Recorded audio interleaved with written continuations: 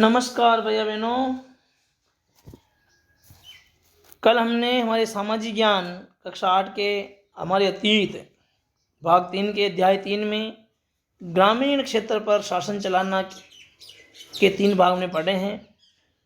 कल हमने पढ़ा था कि नील की जो खेती है वो कैसे होती थी और इसमें 2 प्रकार के हमने मुख्य तरीके मैंने बताए थे। उसमें एक था निज तरीका, दूसरा रियायती तरीका। हमने कल निज तरीके के बारे में पढ़ा और इसके अलावा उसमें क्या समस्याएं आती हैं उन समस्याओं के बारे में अध्ययन किया। आज हम अध्ययन करेंगे इससे आगे कि रेत जो व्यवस्था थी उसमें क्या समस्या थी। तो रेत व्यवस्था के बारे में बात करें तो रेत व्यवस्था के बारे में आपको ध्यान में आ गया कि रेत व्यवस्था के तहत बागान मालिक जो हैं रेत बोलते किसानों को, उनके साथ में एक अनुबंध पट्टा करते थे और कई बार ये वे मुखिया को भी रेतों की तरफ से समझौता करने के लिए बाध्य करते थे। जो अनुबंध पर दस्तखत कर देते, जो मुखिया या किसान जो हैं अनुबंध को मान लेते, उन्हें नील उगाने के लिए कम ब्याज दर पर बागान मालिकों से नगद कर्जा मिल जाता था। ये बागान मालिक थे, एक तरह के भूमाफिया इनको कह सकते हैं। भूमाफिया की इनकी जैसी स्थिति थी।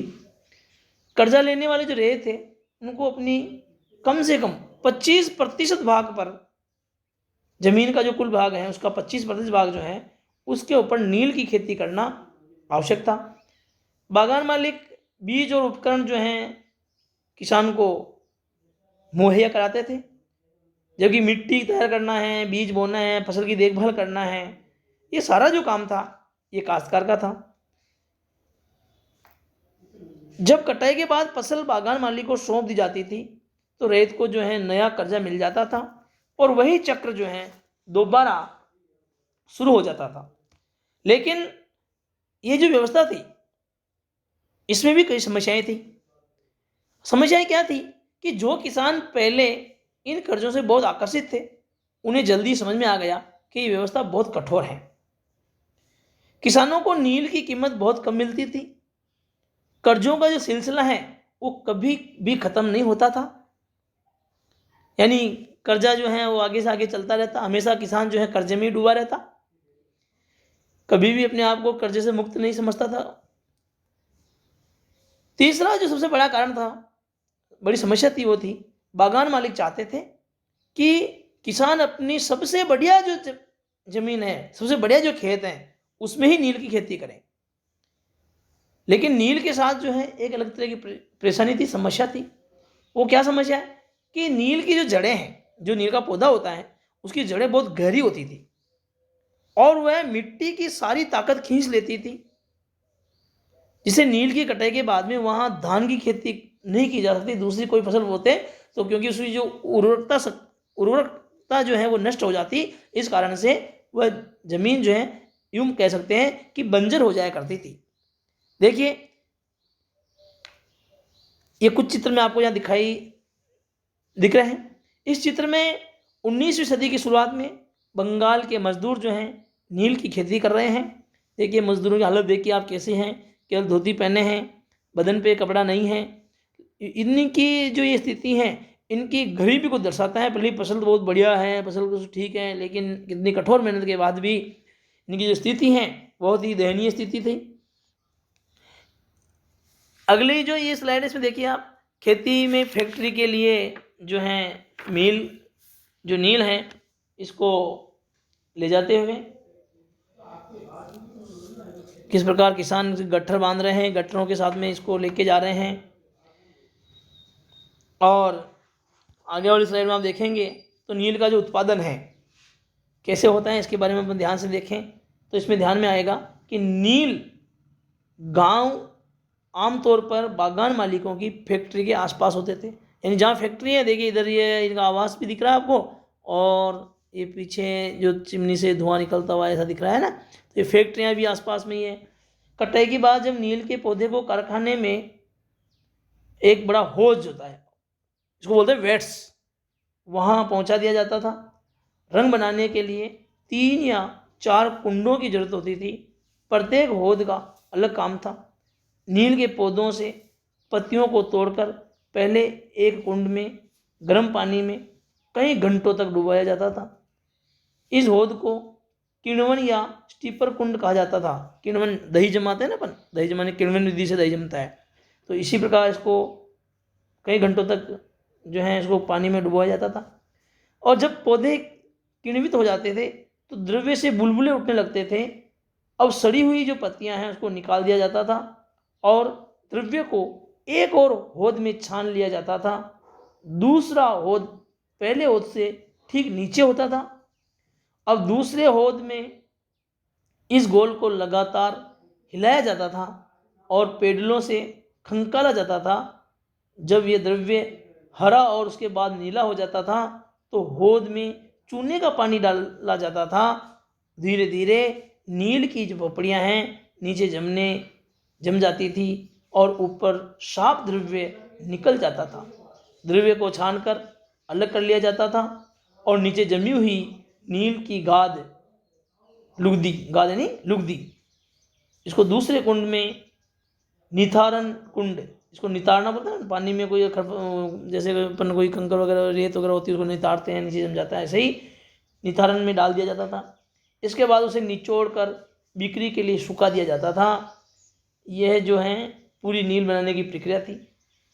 ये जो आगे के चित्र में आप देखिए, ये जो नील के पौधे को होद तक जो है इस प्रकार महिलाएं ढो कर लाती थी। इसमें पूरा जो काम है मजदूरों का था। और ये जो इस चित्र में देखिए आप, इसके हाथ में जो है ये जो आदमी है इस व्यक्ति के एक मजदूर हैं ये, और इसके हाथ में होद में गोल को हिलाने का लिए डंडा जो है इस प्रकार का एक डंडा होता था जो गोल नील का जो गोल है उसको हिलाने का काम करता था। और अब जो जब नील जो तैयार हो जाती तो इस प्रकार पैकेटों में बांधकर और ये बिक्री के लिए तैयार थी। भैया बहनों, ये जो व्यवस्था थी ये अंग्रेजों के लिए बहुत लाभदायक थी, लेकिन किसानों के लिए बहुत समस्याग्रस्त थी, क्योंकि किसान दूसरी खेती नहीं कर पाता और इससे लाभ किसान को कुछ नहीं मिल रहा था। केवल कर्जा मिलता और नील की खेती करते, फिर कर्जा चुकाते, फिर कर्जा लेते, फिर खेती चुकाते, ये जो कर्जे वाला चक्र है ये चलता ही रहता था। इन समस्याओं को ध्यान में रखते हुए मार्च 1859 में बंगाल के हजारों जो रैयत हैं, किसान हैं, उन्होंने नील की खेती करने से इनकार कर दिया। भैया बहनों, चारों तरफ विद्रोह फैल गया और जैसे जैसे विद्रोह फैला किसानों ने बागान मालिकों को लगान चुकाने से इनकार कर दिया और वे तलवार, कमान, भाले लेकर नील की जो फैक्ट्रियां हैं उसके ऊपर हमला करने लगे। भैया बहनों, औरतें भी पीछे नहीं थी लड़ाई में और औरतें भी बर्तन लेके लड़ाई में कूद पड़ी और बागान मालिकों के लिए काम करने वालों का सामाजिक बहिष्कार कर दिया गया। यानी जो भी बागान मालिक के यहाँ काम करेगा उसको समाज से बहिष्कृत कर दिया जाएगा। इस प्रकार की व्यवस्था की गई। बागान मालिकों की तरफ से लगान वसूली के लिए आने वाले जो गुमास्ता बोलते हैं उसको, एजेंट को, और उनकी भी पिटाई की गई। यहाँ रेतों ने कसम खा ली कि न तो वे नील की खेती के लिए कर्जा लेंगे और न ही बागान मालिकों के लठियालों, लाठीधारी जो गुंडा, लठियालो बोलते हैं, लाठीधारी जो गुंडे होते हैं बागान मालिकों के, उनसे डरेंगे। अब नील के किसान चुप बैठने को तैयार नहीं थे। क्यों? क्योंकि उन्हें बगावत के लिए ताकत मिल रही थी। वो कहाँ से मिल रही थी इसके बारे में आगे पढ़ेंगे। इसमें कोई शक नहीं है कि नील की खेती अत्यंत दमनात्मक थी, यानी दमन पूर्वक। लेकिन जो लोग दबे होते हैं वे हमेशा बगावत नहीं करते हैं, ऐसा कभी कभी होता है भैया बहनों। तो इसका जो मोटा जो कारण था वो था जमींदारों और मुखियाओं का समर्थन मिलना। 1859 में नील रेतों को लगा कि बागान के जो मालिक हैं उनके खिलाफ बगावत करने में जमींदार और मुखिया जो हैं उनके साथ हो जाएंगे, उनका समर्थन उनको मिलेगा। बहुत सारे गांवों में जिन मुखियाओं से नील के अनुबंधों पर जबरन दस्तखत करवाए थे उन्होंने ही नील के किसानों को इकट्ठा किया, लठियालों के साथ आमने सामने लड़ाई लड़ी। लठियाल, जो लठ लेके जो ताकतवर लठ के बल पे जो काम कराने वाले लोग हैं, गुंडे बदमाश, उनको लठियाल बोलते हैं। कई स्थानों पर जो किसान हैं रैयतों को बगावत के लिए उकसाते हुए खुद जमींदार गांव गांव घूमने लगे और जमींदार इस बात से परेशान थे कि बागान मालिकों की ताकत बढ़ती जा रही थी और बागान मालिक जबरन लंबे समय के लिए उनसे जमीन ले लेते थे। तो इतना ही नहीं, नील के जो किसानों को यह भी लग रहा था कि अंग्रेज सरकार जो है संघर्ष में उनका साथ देगी। यह एक तरह की ये गलतफहमी थी, लेकिन उनको यूं लगा 1857 की जब बगावत के बाद ब्रिटिश सरकार एक और व्यापक विद्रोह के खतरे से डरी हुई थी कि और कोई विद्रोह नहीं हो जाए, और उस डर के कारण से जब नील की खेती वाले जिलों में बगावत फैली तो लेफ्टिनेंट गवर्नर जो था उसने खुद ने 1859 में सर्दी के समय में और नील की खेती वाले इलाकों में दौरा किया। तो किसानों को लगा कि सरकार उनकी दुर्दशा से परेशान है, शायद वो संवेदनशील है, शायद उनको चिंता है। और बरसात में मजिस्ट्रेट एस्ले ईडन ने एक नोटिस भी जारी किया और उसमें कहा कि रैयतों को नील के अनुबंध मानने के लिए मजबूर नहीं किया जाए। जबकि ये जो नोटिस था, आपको ध्यान में है कि ये जो नोटिस है ना, ये केवल विद्रोह को शांत करने के लिए, किसानों को अपने पक्ष में करने के लिए कि विद्रोह शांत हो जाए, इसी की एक रणनीति का भाग था। तो इस नोटिस के आधार पे जो लोगों में खबर फैल गई कि रानी विक्टोरिया ने नील की खेती न करने का हुक्म दे दिया है और ईडन के किसानों को शांत करने के लिए जो ये एक कोशिश थी उसमें वह सफल हुआ और उसकी कार्रवाई ने किसानों ने अपने विद्रोह का समर्थन मान लिया। जैसे जैसे भैया बहनों विद्रोह फैला, कलकत्ता के पढ़े लिखे लोग भी नील के जिलों में चल पड़े। उन्होंने भी रैयतों की दुर्दशा, बागान मालिकों की जोर जबरदस्ती और अत्याचार, नील की व्यवस्था के बारे में लिखा। भैया बहनों, इस बगावत से परेशान होकर सरकार को बागान मालिकों की रक्षा के लिए सेना तक बुलानी पड़ी। यानी नील उत्पादन की व्यवस्था को जांच करने के लिए आयोग भी बनाया और इस आयोग ने बागान मालिकों को दोषी पाया और जोर जबरदस्ती करने का जो उनका तरीका था उसकी इस आयोग ने बड़ी भर्त्सना की, आलोचना भी की। आयोग ने किसानों से कहा कि वे मौजूदा अनुबंधों को पूरा करें, लेकिन आगे से वे चाहे तो नीली खेती कर बंद भी कर सकते हैं, दबाव नहीं रहेगा। इस प्रकार की व्यवस्था जो है की गई। भैया बहनों, जब ये बगावत हुई तो उसके बाद जो बागान है, जो बड़े बड़े बागान जो थे, उनका नील का उत्पादन जो है वो धराशायी हो गया और उनका धंधा जो है यूं माने कि चौपट हो गया। इसके बाद बागान मालिक जो हैं अब आगे बढ़े, बिहार की ओर ध्यान देने लगे बंगाल को छोड़कर। 19वीं सदी के आखिर में कृत्रिम रंगों का निर्माण होने लगा, फिर भी वे उत्पादन फैलाने में बागान जो है बिहार में सफल हो गई। एक बार जब गांधी जी दक्षिणी अफ्रीका से लौटे तो बिहार के किसान ने उन्हें चंपारण आकर नील किसानों की दुर्दशा को देखने का न्योता दिया। तब 1917 में महात्मा गांधी ने चंपारण में नील के बागान मालिकों के खिलाफ पहुंचकर और चंपारण आंदोलन की शुरुआत की थी। भैया बहनों, यह एक जो गीत दिया है, ये नील के जो किसान हैं अपने दुख भरा यानी अपने संघर्ष के क्षणों में लोग एक दूसरे को उत्साह बढ़ाने और सामूहिकता का भाव पैदा करने के लिए अक्सर गीत गाते हैं।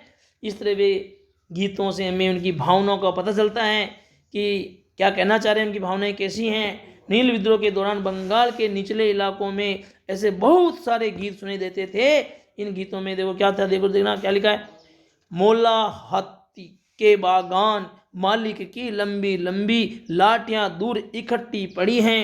कोलकाता के बाबू इस बड़ी लड़ाई को देखने के लिए नावों के जरिए पहुंच चुके हैं। इस बार तो सभी रैयत तैयार हैं, वे चुपचाप मार नहीं सहेंगे। अब वे बिना लठियालों का मुकाबला किए अपनी जान नहीं गंवाएंगे। इस प्रकार के अनेक जो स्थानीय गीत हैं उसमें गाए गए। देखिए, चांदपुर एक जो भीख मांग लूंगा परंतु नील नहीं उगाऊंगा, यानी चांदपुर थाना हरदी में एक नील का जो काश्तकार है हाजी मुल्ला से मंगलवार 5 जून 1860 को नील आयोग के सदस्यों ने बात की और ये रिकॉर्ड है आज भी। हाजी मुल्ला ने कुछ सवालों के जवाब इस प्रकार दिए थे। अब WS पीटन कार नील आयोग का अध्यक्ष था। उसने कहा था, क्या अब तुम नील की खेती के लिए तैयार हो? अगर नहीं तो किस तरह की शर्तों पर खेती करना चाहोगे? तो हाजी मुल्ला ने कहा था कि मैं नील उगाने को तैयार नहीं हूँ, मुझे नहीं पता कि कोई भी नई शर्त मुझे संतुष्ट कर सकती है। वापस श्री साले पूछते हैं उनसे कि क्या तुम 1 रुपया प्रति बंडल की कीमत पर भी खेती नहीं करना चाहते? हाजी मुल्ला ने कहा, नहीं, मैं नहीं करूँगा। नील उगाने के बजाय मैं कहीं और चला जाऊँगा, भीख मांग लूँगा, परंतु नील नहीं उगाऊँगा। इस प्रकार की स्थिति बन चुकी थी। देखिए, वेस्ट इंडीज़ में जो है नील के उत्पादन के बारे में बात करते हैं तो ये भी स्रोत है एक अन्यत्र में जानकारी के लिए। 18वीं सदी की शुरुआत में एक फ्रांसीसी मिशनरी जो बेपत्तिस्त लबात ने कैरिबियाई द्वीपों का दौरा किया और इस इलाके के बारे में विस्तार से लिखा। यह तस्वीर लबात की एक पुस्तक से ली गई है। इस तस्वीर में यहाँ के फ्रांसीसी बागानों में नील उत्पादन के सारे चरणों को दर्शाया गया है। बाएं सिरे पर आप देख सकते हैं कि गुलाम मजदूर नील के पौधों को शेटलर वाट में डाल रहे हैं। एक और मजदूर एक मशीनी चरखी से गोल को घुमा रहे हैं। दाएं से दूसरे नंबर को देखिए, 2 मजदूर नील की लुगदी को बोरों में भरकर सुखाने के लिए ले जा रहे हैं। अगले हिस्से में 2 मजदूर नील की लुगदी को मिलाकर सांचों में डालने के लिए तैयार कर रहे हैं। तस्वीर के बीचों बीच बागान मालिक ऊंची जगह पर खड़े होकर सारे गुलामों के ऊपर नजर रखे हुए, लाल शर्ट में टोपी पहने हुए। देखिए ऊपर आप देखिए, ये पार्ट अपना पूरा हुआ। इसको आप ये जो कुछ प्रश्न उत्तर हैं आप करेंगे। इसमें पहले क्वेश्चन में आपको जोड़े बनाने हैं, किसके साथ में क्या है, जैसे रेत यानी किसान। तो इस प्रकार अब आप खुद इसको आगे से जोड़े बनाएंगे। दूसरे क्वेश्चन में रिक्त स्थानों की पूर्ति करनी है, ये काम भी आपको करना है। और क्वेश्चन नंबर 3 से 7 तक के उत्तर आपको अपनी कॉपी में लिखने हैं। इसी प्रकार ये आपको करणीय कार्य हैं। 8वां और 9वां जो क्वेश्चन है आपको जानकारी इकट्ठे करने के हिसाब से और करना है। तो ये अपना ज्ञान बढ़ाने के लिए है। आज अपना ये पाठ पूरा हुआ। अपना प्रश्न उत्तर अपना जो है उत्तर पुस्तिका उसमें लिखना है। यहाँ तक अपना पाठ पूरा हो गया। कल हम नए पाठ के साथ फिर मिलेंगे। तब तक के लिए नमस्ते।